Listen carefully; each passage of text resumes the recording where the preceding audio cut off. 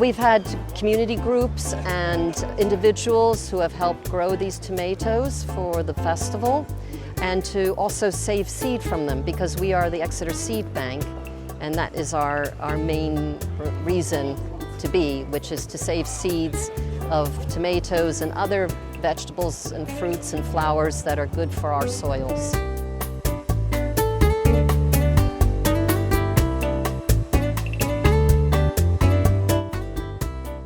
These are some of the offerings of people who have grown some tomatoes for us. We save seed in the autumn and we give it away for free in the new year for the next growing cycle. These are the seeds that people who have grown these tomatoes. They've also been saving seed, and they brought these in today for us. We had a glut of different seeds that we got from a National Trust property, so we wanted to see how many we could grow and see how many people would like to grow, and so this is the culmination.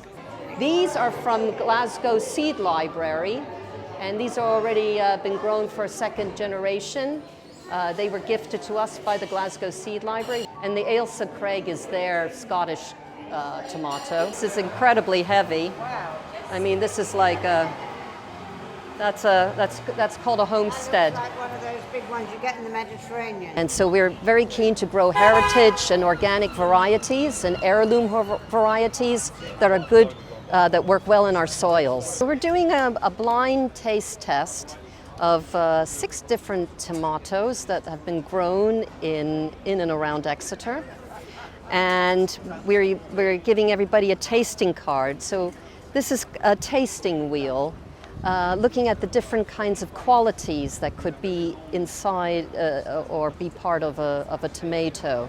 So checking for some basic things like of the 5 basic tastes: sweet, sour, salty, bitter, and savory. That's a Tigerella, and that's an... I usually taste wine almost for a living, so I sell wine, and the principles of tasting anything, any food stuff is the same, but you're always looking for that balance of acidity and sweetness, and in this case, obviously, texture as well.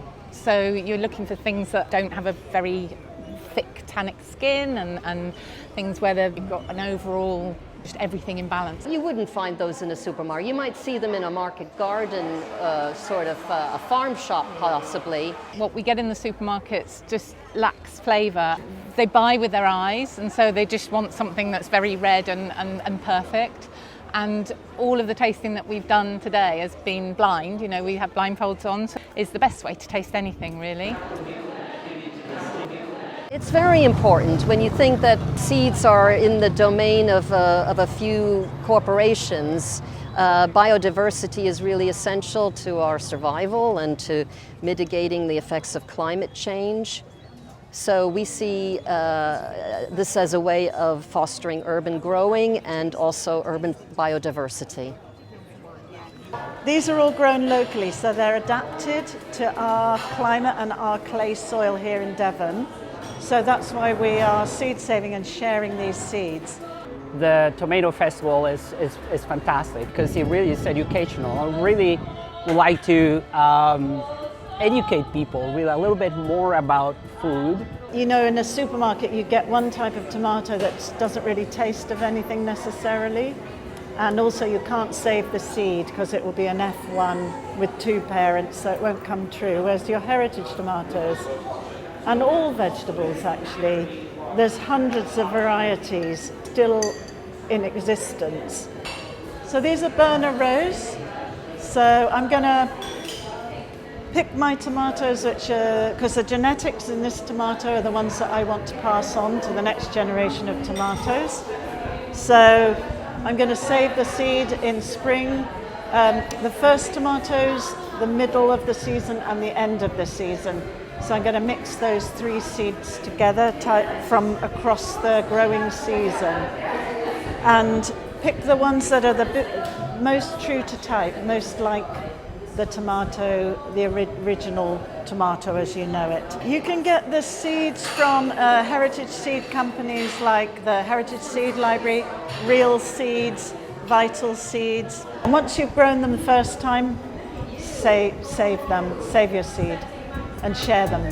Future's good for heritage and all heritage tomatoes.